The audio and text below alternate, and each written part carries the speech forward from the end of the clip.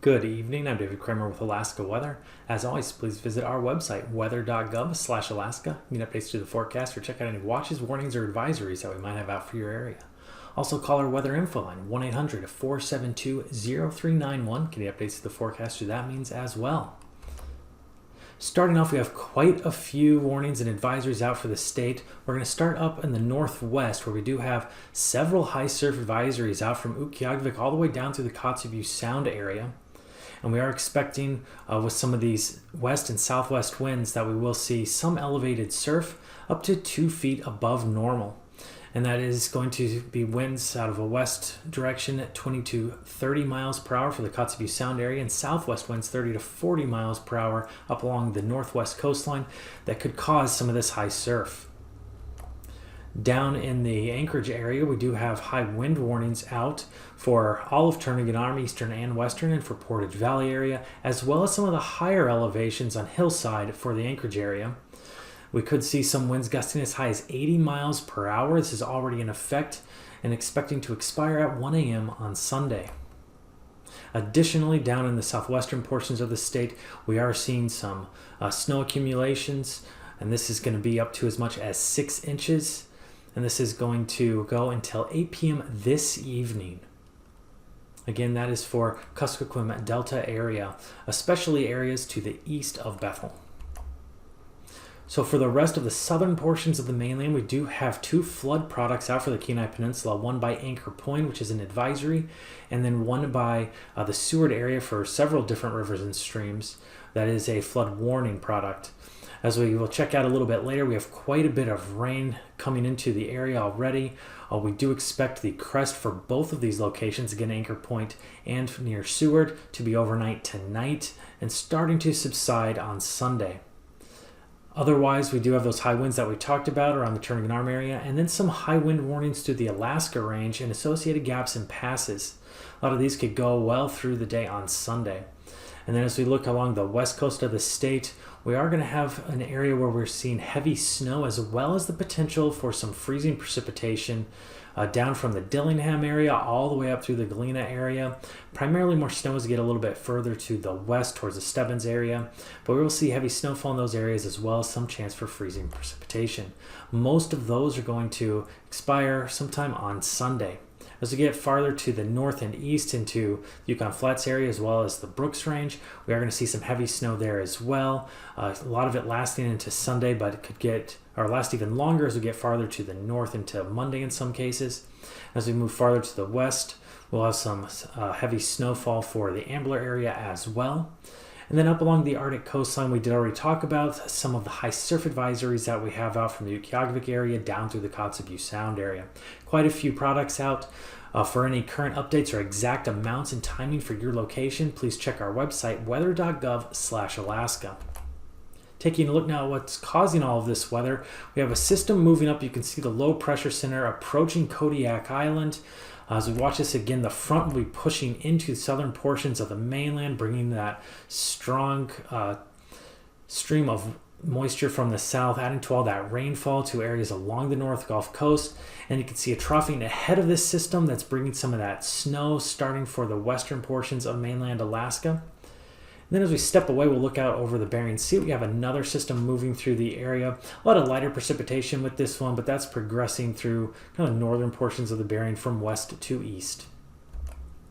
Taking a look now at our weather for the remainder of the day, our stronger system with that low near Kodiak Island area with the front pushing into the southern mainland. A lot of rain behind it with that warmer air coming from the south. Quite a big moisture tap as well. We are seeing some of that heavier rainfall for Kodiak Island as well as the North Gulf Coast. Starting to see some stronger winds with that, as you can see that pressure gradient through the Prince William Sound area. And then at higher elevations, expecting that to be some more snow through the west portions or the western portions of mainland Alaska, again, primarily snow, but there is a corridor from Dillingham up through the Galena area where we could see a chance for some freezing precipitation. More snow as we get into the Brooks Range and some areas of fog along the Arctic coast. Down in the Panhandle, high pressure is dominating much of the area, keeping central and southern locations dry. We'll see a chance for some rain and snow as we get farther to the north. Then out of the Bering, a mixture of rain and snow, with more rain farther to the south and more snow to the north. As we move into tonight, that system out over the Bering continues to slowly move to the east. More rain near the Aleutian Islands, more snow farther to the north.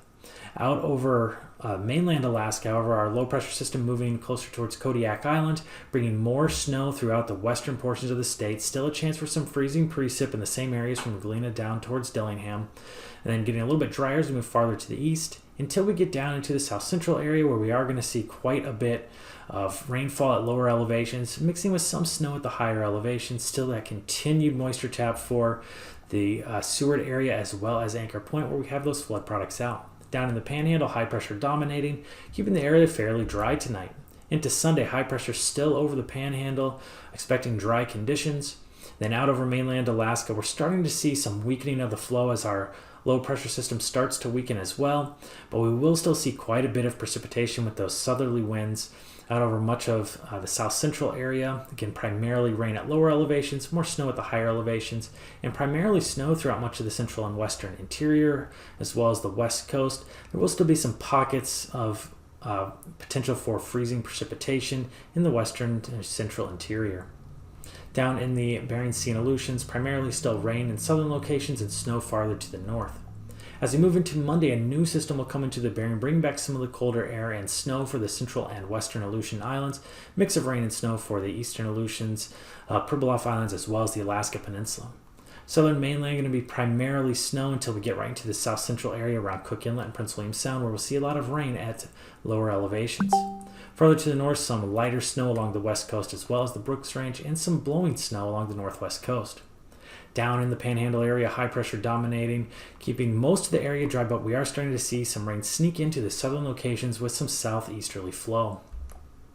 Taking a look at our temperatures in the 30s for highs or for lows on Sunday morning for the Panhandle. South Central going to be right around 40 degrees for the most part, a little bit colder as we get into the interior. 40s throughout much of South Central as well as the Panhandle for highs on Sunday. Southern locations getting near 50 degrees. Monday morning dropping down to below 30 degrees for northern Panhandle and the 30s for the south, mid 30s for South Central Alaska. Then highs back up into the 40s for South Central as well as much of the Panhandle Monday afternoon. In the interior, dropping down in the 30s for the interior, getting colder as we get to the west and to the north, single digits along some areas of the western Arctic coastline. Sunday afternoon getting up into the 40s in the interior, near 30 for the west coast and upper 20s for the Arctic coastline. Monday morning dropping down into the teens for much of the interior, west coast and Arctic coastline. And then Monday afternoon getting up into the 30s for our eastern interior, 20s for much of the rest of the interior, west coast and Arctic coastline.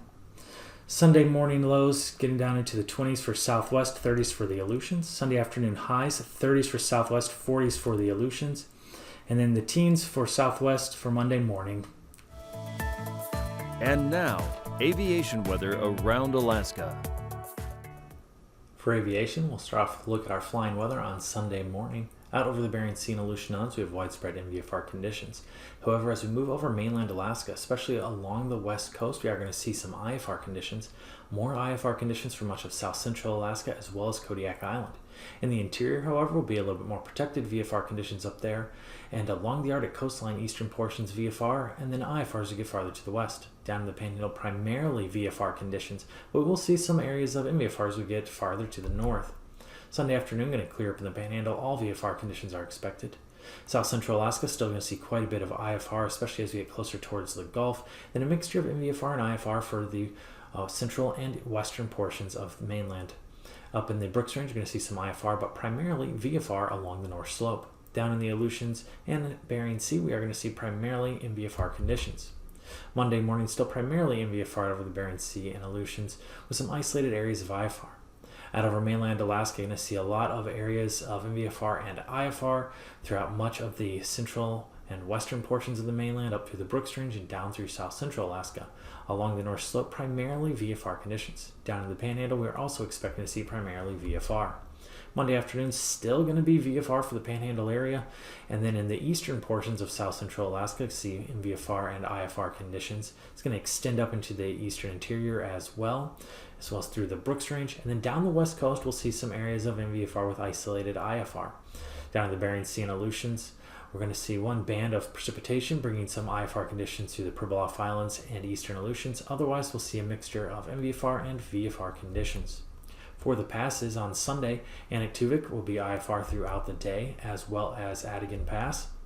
Lake Clark and Merrill will both be IFR throughout the day on Sunday. Rainy Pass will also be IFR. Windy should start off IFR, but then improve to marginal conditions in the afternoon. Isabel Pass will be marginal throughout the day on Sunday, and Mentasta should be VFR throughout the day on Sunday. Tenaya expecting to be IFR all day, as well as at Portage. Chilkoot and White will both start off marginal and then improve to VFR by the afternoon. For our freezing levels, we have one area of warmer air extending up towards the Panhandle area with freezing levels as high as 8,000 feet over the southern portions. Another pocket of warmer air up over the northeastern portion of the state with freezing levels up to as high as 4,000 feet. Our surface freezing line moves through the Bering Sea and hugs along south central and north Gulf Coast areas. For our icing, with all the precip we are expecting from this system, we are going to see quite a bit of icing as well, especially along the North Gulf Coast above 3,000 feet for those areas extending into south central Alaska. And then as we get to the west coast, we're going to see quite a bit of moisture in the lower atmosphere, below 10,000 feet expected icing from the Bristol Bay area up the west coast through the Kotzebue Sound area and eventually into the northwest coastline. Down through the Bering Sea, we're going to see some more isolated areas of icing as we have some of the showers moving through the area, and then above 2,000 feet with a little bit heavier precipitation by the western Aleutians. For our jet stream, strongest portion of the jet of a south-southwest direction, 120 knots right over the Prince William Sound area, still at 100 knots as we get up into the eastern portions of the interior, and then out over the Gulf as well.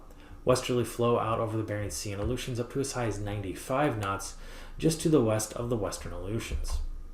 Down to 9,000 feet, we are expecting to see a similar flow pattern to what we saw at the jet level. We are going to see that westerly flow out over the Bering and Aleutians up to as high as 50 knots by the western Aleutian Islands, and then down to 40 knots for much of the southern Bering, Aleutians, and Alaska Peninsula. Out over mainland Alaska, a lot of stronger winds out of the south still, 65 to 70 knots over some of the terrain areas out over south central Alaska, 40 knots out over the Panhandle area, 60 knots up by the Brooks Range and Arctic coastline, dropping down for those central and eastern portions of the coast, however. And as we move to 3,000 feet, still going to see some stronger winds out over the Gulf waters and through south central areas. A south to southeast direction near Prince William Sound up to as high as 55 knots. Also going to be stronger through the Turnagain Arm area and northern parts of Cook Inlet. Then up in the interior, dropping down to around 30 knots, still out of a primarily southerly direction. Up along the Arctic coastline, still southerly, still around 30 knots.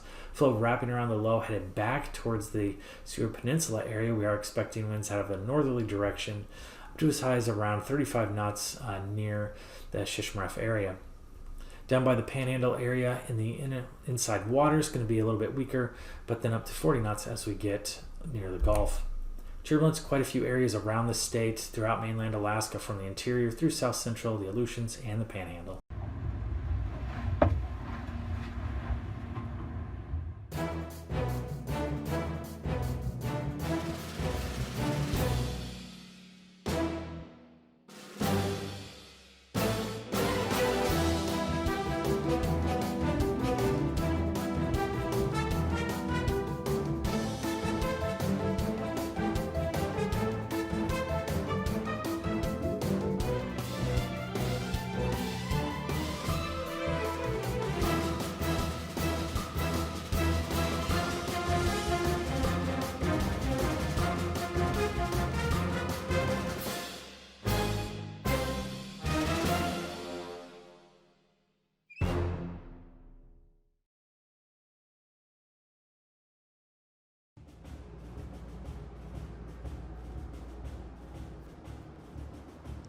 Ahoy, Extra Cadets, and welcome to the Okeanos Explorer.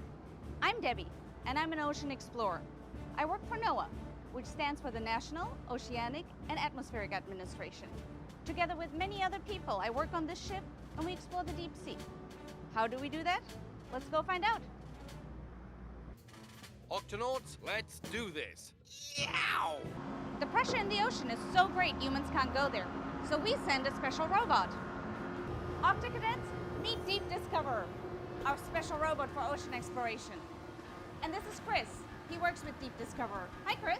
Hey, Debbie. Can you tell us about what Deep Discoverer does? Sure. So this is Deep Discover, and today we're going to take Deep Discover up to 4 miles down to the ocean floor so you can see what Deep Discoverer sees. And how do we do that? We do that by using these powerful cameras and powerful lights. That's neat. And what is that? And this is our manipulator arm, and we use this arm to take biological and geological samples that we store up front in these boxes, and so that we can bring them to the surface so scientists can analyze them. Wow, isn't that cool, Octocadets? Wow! Now that we know more about the special robot that explores the seafloor, let's find out more about the ship. Octocadets, let's do this. Now let's find out what we do with D2's video. Come along. This is the control room. A lot of things about D2 happen in here. Behind me you see the pilots. They steer D2 on the seafloor. And over here we have scientists. Hi Steve and Stacy. Hi, this is Steve and I'm Stacy and we are marine biologists. Can you tell us about the work you do here? We actually look at the videos collected by the robots and we try to identify organisms along with other scientists on the shore. What are you looking at right now? We're actually looking at a sea star. That's so awesome, thank you. Now let's look at how we make maps of the seafloor. Excellent, Quasi. A good map helps you to get to places you've never been. We also have a scientist on board who makes maps of the seafloor. Hi Derek. Hi, Debbie. Can you tell us about your work? Sure. My job on the ship is to make maps of the ocean floor. We do this by sending sound from the bottom of the ship. It echoes off the seafloor and comes back to the ship. And then from that, we can make maps like this. So this is what it would look like if you were able to drain the water out of the ocean and actually see what the landscape looked like down there. We use these maps to give the vehicles a place to dive, and they explore further, just like octonauts do. Status report, Dashi. We're right on course, Captain. So earlier we learned that D2 picks things up from the seafloor with his manipulator arm. Let's find out what we do with those samples. This is the wet lab, and Megan spends a lot of time here. Megan, can you tell us about your work? I am the sample data manager, so when the ROV comes up, we go out and we collect the samples from the ROV and we bring them in here. And we try to record as much information about them as possible, everything from the details about what they look like to the environment conditions where they were found. How cold was it, for example? Then we come in and we take imagery using this microscope, and we take pictures using this camera as well. And then after we get all the pictures taken and we're ready, we prepare them for shipping to other scientists and museums so more science can be done, such as the squat lobster, this cup coral as well. And what is that? This is a piece of coral, or several pieces of coral, that we think might actually be a new species. So we are going to send it out for a comparison to existing species to see if we discovered something new. Wow, you have a really cool job. Thank you. Fascinating. I've read about this, but I've never actually seen it. An important part of how we explore the ocean is keeping in touch with scientists and octocadets on shore. Let's go see how we do that. Rosemary, could you tell the octocadets a little about what that dish does? Sure. My name is Lieutenant Rosemary Abbott. I'm the operations officer aboard the Okeanos Explorer, and that is our VSAT.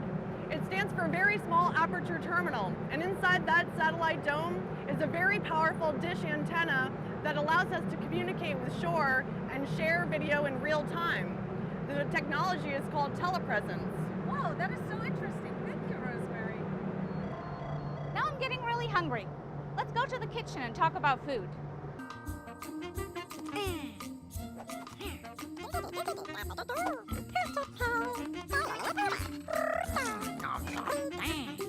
This is the ship's kitchen, also known as the galley.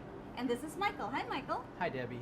Michael is the chief steward on this ship, and he keeps 49 people fed for 3 weeks at a time. Michael, how do you do that? With a lot of care and with the help of 3 crew members. I have myself, the chief steward, a chief cook, and a second cook. and we just do it with a lot of love and care and make sure that everybody's happy and well fed. We use up to 150 dozen eggs per trip, up to 100 gallons of milk, a lot of veggies and fruits, a lot of snacks. Everybody's very pleased with what we usually put out. We also make sure that we do it in a loving way, in a sanitary way, in a safe way that keeps everybody from getting any tummy aches.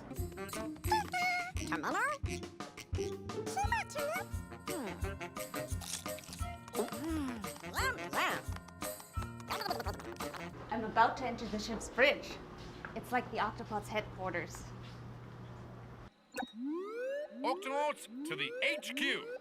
Ahoy, Captain. Ahoy, Debbie. Hi, Eric. Hello. Octocadets, meet Eric Johnson, the commander of the ship. Eric, can you tell us about what you do up here? Absolutely. Hello, Octocadets. My name's Eric Johnson. I'm an Corps officer, and I'm the captain of the Okeanos Explorer. Welcome to my office. This is where we drive the ship. This is where we control the operations. We run the propellers that are underneath us in the back to the wheel up here at the front, which is where we steer. It's a pretty cool job. It's very exciting, and it's pretty beautiful around here as well. So, Octocadets, now you know a little bit about the ship and how we explore the deep sea. I hope you enjoyed our time together. I'll see you next time. Debbie, safety first.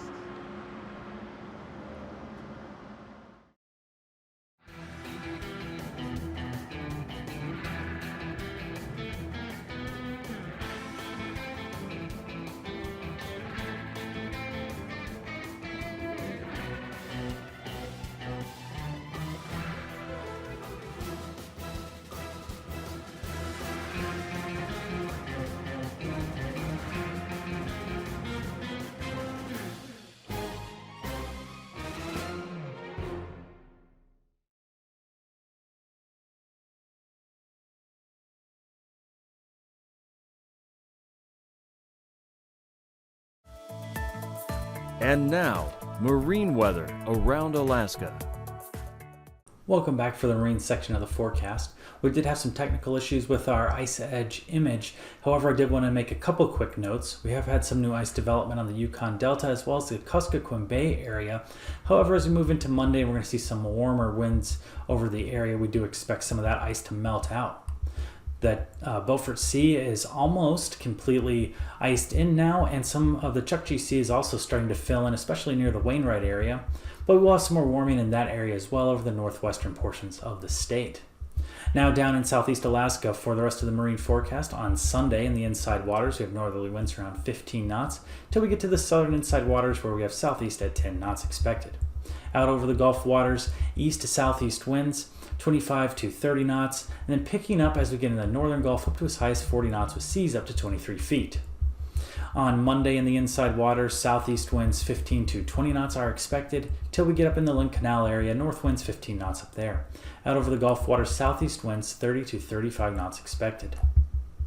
On Sunday for south central Alaska, primarily going to see southeast winds throughout the whole area, 40 to 45 knots in the northern Gulf, 30 to 35 knots out west. In the Cook Inlet area, southern Cook Inlet down to the Barren Islands area, southeast winds 30 to 35 knots, and then in northern Cook Inlet, east winds 20 knots expected. Prince William Sound, strong winds for that area as well, 40 knots out of a southeasterly direction. Seas up to as high as 23 feet in the northern Gulf. On Monday, flow going to become more easterly throughout the Gulf waters, 30 to 35 knots throughout all of the Gulf waters. And then in Prince William Sound, also going to see 30 knots out of an easterly direction. Cook Inlet, northerly winds 25 to 30 knots, and that's going to extend down to areas west of the Barren Islands. On Sunday for the Alaska Peninsula and Kodiak Island, around Kodiak Island, southerly winds 25 knots are expected, seas up to as high as 19 feet on the east side of the island. Then for the Alaska Peninsula, northwesterly flow 35 knots in most locations, diminishing north of Cold Bay to only being about 25 knots. On Monday in the Bristol Bay area, we're going to see northeast winds 10 knots. Going to see southwest winds north of Cold Bay around 25 knots. Then on the Pacific side of the Alaska Peninsula, we're going to see southwest winds 20 knots becoming northwest 30 as we get closer towards AKwx. And then for Kodiak Island, we're going to see northerly winds at 30 knots expected. For the Aleutian Islands on Sunday, eastern Aleutians, easterly winds expected around 20 knots, getting up to 25 knots on the Bering side of the central Aleutians, out of a southwesterly direction, 20 knots on the Pacific side. And then the western Aleutian Islands, we're going to see west to southwest winds around 30 knots. On Monday, flow picking up for the western Aleutians, still somewhat westerly around 35 to 40 knots, dropping down to 25 to 30 for the central Aleutians and down to 25 for the eastern Aleutian Islands. Along the west coast, primarily a westerly component to the winds, 20 knots for all locations north of Nunavik Island, and then 25 to 30 knots south of the island. On Monday, we're going to switch directions, become a lot more southerly, 30 knots for the Pribilof Islands, as well as around Nunavik Island, 35 knots by St. Matthew Island, with seas up to as high as 16 feet. In the south of Nome, we're going to see southeast winds, 20 knots, and then by St. Lawrence Island, northeast winds, 30 knots are expected. For the Arctic coastline on Sunday, easterly winds 15 to 25 knots along the Arctic coast, strongest as we get farther to the west, picking up to 30 to 40 knots as we get to the northwest coastline. Then down in the Kotzebue Sound area, westerly winds 30 knots expected. South of the Bering Strait, we are going to see northwest winds 20 knots. For Monday along the Arctic coastline out east, 20 knots out of a southwest to west direction, picking up to 35 to 40 knots along the northwest coastline, 20 knots for the Kotzebue Sound area out of the southwest, and then northeast winds 30 knots south of the Bering Strait. For weather for the remainder of tonight, we do expect quite a few warnings and advisories out. We do have some high wind warnings out for the Turnagain Arm area as well as around the Alaska range. We have some flood products out for the Seward area as well as near Anchor Point. We have different winter weather advisories and winter storm warnings throughout western portions of the state, primarily for snow extending from Dillingham up into the Brooks Range. However, some of those locations will also have the potential for some freezing rain. Then high surf advisories for the Kotzebue Sound area as well as the northwest coast. Moving into Sunday, we're going to see a lot of the same conditions, especially in the morning hours. We will still have some clearing out over the Panhandle, but a lot of the south central area as well as western interior and west coast are still going to be under the effects of those warnings and advisories. Then on Monday, starting to see a diminishment, but still precip throughout much of the mainland. These forecasts are for planning purposes only. Call 1-800-WX-BRIEF for a formal pre-flight briefing. Always file a flight plan before you go flying. The U.S. Coast Guard Auxiliary urges you to leave a float plan with a friend or the harbor master before you go boating.